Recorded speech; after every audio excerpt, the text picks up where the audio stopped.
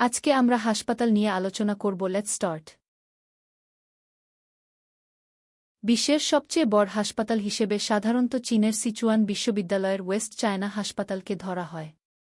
এই হাসপাতালের প্রায় 4,300টি বিছানা রয়েছে, যা এটিকে বিছানা সংখ্যা অনুযায়ী বিশ্বের অন্যতম বৃহৎ হাসপাতাল হিসেবে পরিচিত করে। তবে বিভিন্ন মানদণ্ড যেমন হাসপাতালের আয়তন, রোগীর সেবা ও পরিকাঠামোর দিক থেকেও তুলনা করা যায়, তাই সবচেয়ে বড় শব্দটির অর্থ ভিন্ন ভিন্ন হতে পারে। আমেরিকার হাসপাতালগুলো অত্যাধুনিক প্রযুক্তি ও চিকিৎসা সরঞ্জামের সাথে সজ্জিত। এখানে বেশ কিছু হাসপাতাল বিশ্বমানের গবেষণা, বিশেষজ্ঞ ডাক্তার এবং উন্নত চিকিৎসা পদ্ধতির জন্য পরিচিত। রোগীদের যত্ন ও সেবা দেওয়ার ক্ষেত্রে আমেরিকার হাসপাতালগুলো খুবই দক্ষ, যা অনেক ক্ষেত্রে চিকিৎসার ফলাফলে ইতিবাচক প্রভাব ফেলে। তবে কিছু ক্ষেত্রে দেখা যায় যে শহর ও গ্রামাঞ্চলের মধ্যে স্বাস্থ্যসেবায় বৈষম্য থাকতে পারে এবং চিকিৎসা খাতে ব্যয়বহুলতা একটি চ্যালেঞ্জ হিসেবে বিবেচিত হয়। সংক্ষেপে বলা যায়, আমেরিকার হাসপাতালগুলো উন্নত প্রযুক্তি ও গবেষণা ব্যবস্থার কারণে বিশ্বের অন্যতম সেরা হলেও কিছু ক্ষেত্রে উন্নতির প্রয়োজন আছে। আমেরিকার স্বাস্থ্যসেবায় উন্নতির প্রয়োজন এমন কিছু ক্ষেত্র রয়েছে, যেমন গ্রামীণ ও শহুরে স্বাস্থ্যসেবা বৈষম্য। শহরাঞ্চলে উন্নত চিকিৎসা সুবিধা থাকলেও গ্রামীণ এলাকায় প্রাথমিক ও বিশেষায়িত সেবার অভাব দেখা যায়। উচ্চ চিকিৎসা খরচ। চিকিৎসার ব্যয় অনেক সময় অপ্রাপ্যতা সৃষ্টি করে, যার ফলে অনেক রোগী প্রয়োজনীয় চিকিৎসা থেকে বঞ্চিত হন। স্বাস্থ্যবীমা ও অর্থায়নের জটিলতা। স্বাস্থ্যবীমার কাঠামো ও পেমেন্ট সিস্টেম কিছু ক্ষেত্রে জটিল, যা চিকিৎসার গ্রহণযোগ্যতা ও সেবার গুণগত মানে প্রভাব ফেলতে পারে। এছাড়াও প্রশাসনিক জটিলতা এবং রোগীর অভিজ্ঞতা উন্নত করার জন্য আরও গবেষণা ও নীতি প্রণয়নের প্রয়োজন রয়েছে।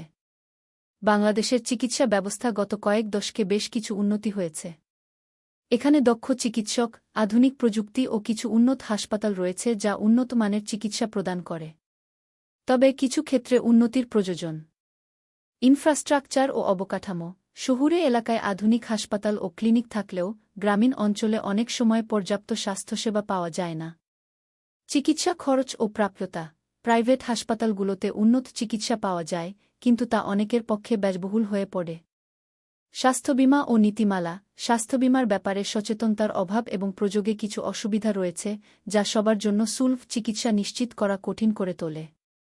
সার্বিকভাবে বাংলাদেশে চিকিৎসা ব্যবস্থায় উল্লেখযোগ্য উন্নতি হয়েছে, তবে গ্রামীণ ও শহুরে অঞ্চলের মধ্যে বৈষম্য কমানো, স্বাস্থ্যসেবার প্রাপ্যতা বৃদ্ধি ও চিকিৎসা খরচ কমানোর দিকে আরও গুরুত্ব দেওয়ার প্রয়োজন রয়েছে। বাংলাদেশের সরকারি স্বাস্থ্য ব্যবস্থায় অনেক ধরনের প্রতিষ্ঠান রয়েছে।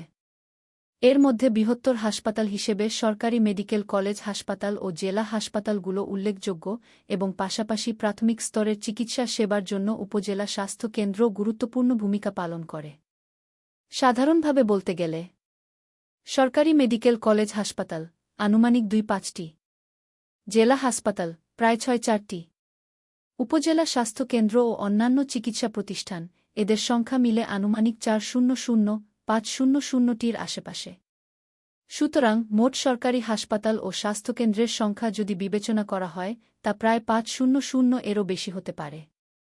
তবে সরকারি হাসপাতাল কি শব্দের আওতায় কোনো প্রতিষ্ঠানগুলো গণ্য হবে, উদাহরণস্বরূপ শুধু ইনপেশেন্ট সুবিধাযুক্ত প্রতিষ্ঠান নাকি সব ধরনের সরকারি স্বাস্থ্যকেন্দ্র, সেটি নির্ভর করে তথ্যসূত্র ও সংজ্ঞার উপর।